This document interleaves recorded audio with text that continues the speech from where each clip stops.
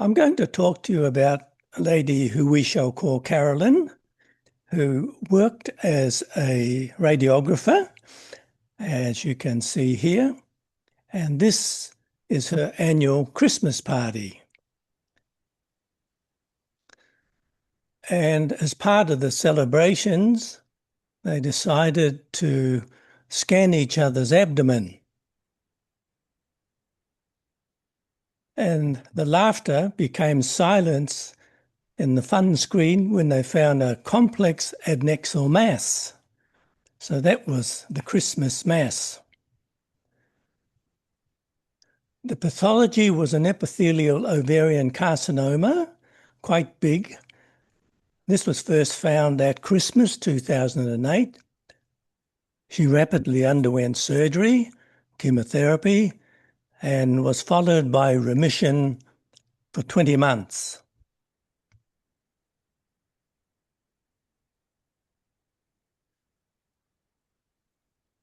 And then October 2010, she developed the recurrence, and that's when I had my first consultation with her.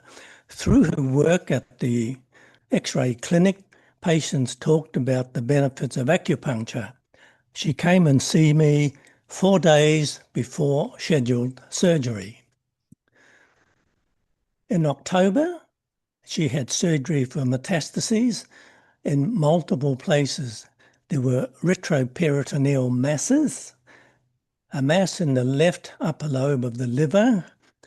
There were lymph nodes in the rectosigmoid region, and there were metastases in the inferior surface of the right diaphragm. She then had follow-up chemotherapy using Taxol and carboplatin.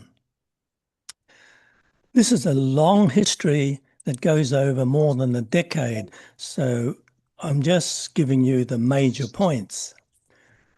Over the years, she had further treatment. When the chemo stopped working, she had anti-cancer vaccine, and after that she moved on to PARP therapy, which is poly-ADP ribose polymerase, which is a substance that inhibits cancer cell repair mechanisms. It blocks the enzymes. And then from that, she moved on to immunotherapy. So in the time, she went from no immunotherapy to cutting-edge immunotherapy. Each treatment produced a round of side effects, some unique to the particular treatment and some very basic to what we get, like fatigue and nausea. My initial acupuncture was to address the postoperative pain, fatigue, lack of energy, brain fog, and she was driven to treatment by her husband. After treatment 4, she felt well enough and clear-headed enough in order to drive herself. And that was a big step because she said that at the same time, during her first lot of chemotherapy, she was terrible. So within 4 treatments, she got significant benefit. Cancer therapies are life-saving. Chemotherapy, radiotherapy, immunotherapy, major therapy are all life-saving, but there are significant burdens. As you see on the screen, fatigue, nausea, pain, neuropathy, sleep disturbances, emotional stress, constant pain, and suppression of the immune system. And as a result of all that, the quality of life drops and they have reduced functional capacity. The role of acupuncture is to ameliorate all of these effects and give back the quality of life.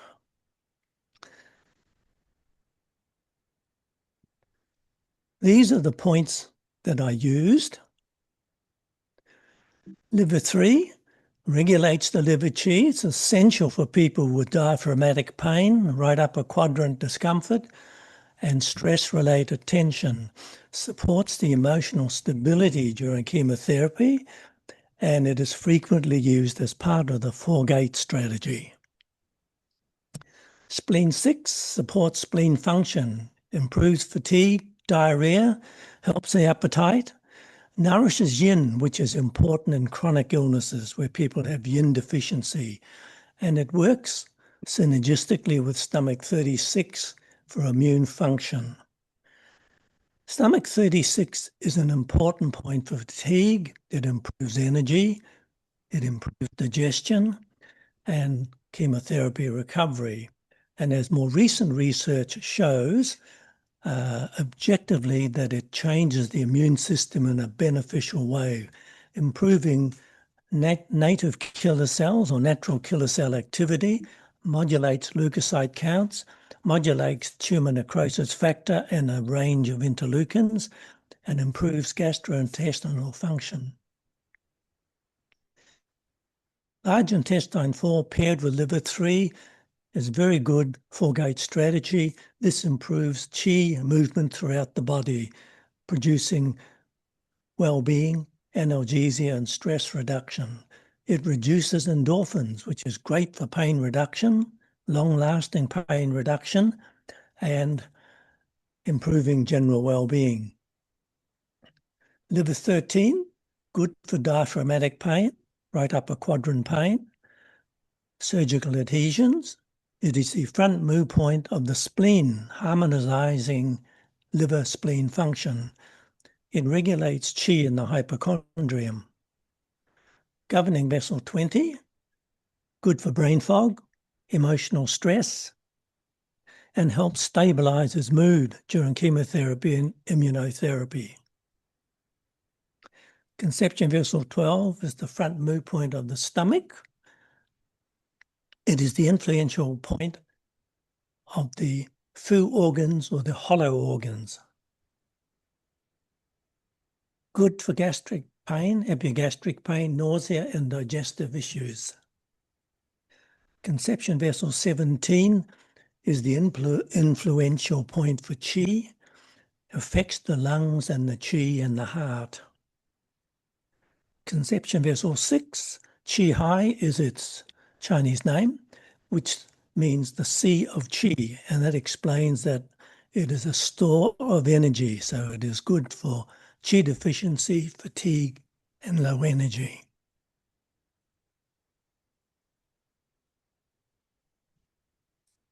Now, over more than 10 years of my notes, there have been literally no side effects from acupuncture in Carolyn's notes. And this is consistent with the broader literature about acupuncture being safe when practiced by appropriately trained practitioners. In oncology, where the patients are fragile, it is very important to have a safe profile. In Carolyn's case, the acupuncture was used consistently alongside conventional treatment, chemo, surgery, immunotherapy. Her oncologist had remarked on a number of occasions on how her blood parameters and her general recovery was ahead of most patients that he saw. And the blood parameters included things like low platelets and low white cell count. Unfortunately, she passed away in 2023, not from the cancer, but from the complications of immunotherapy.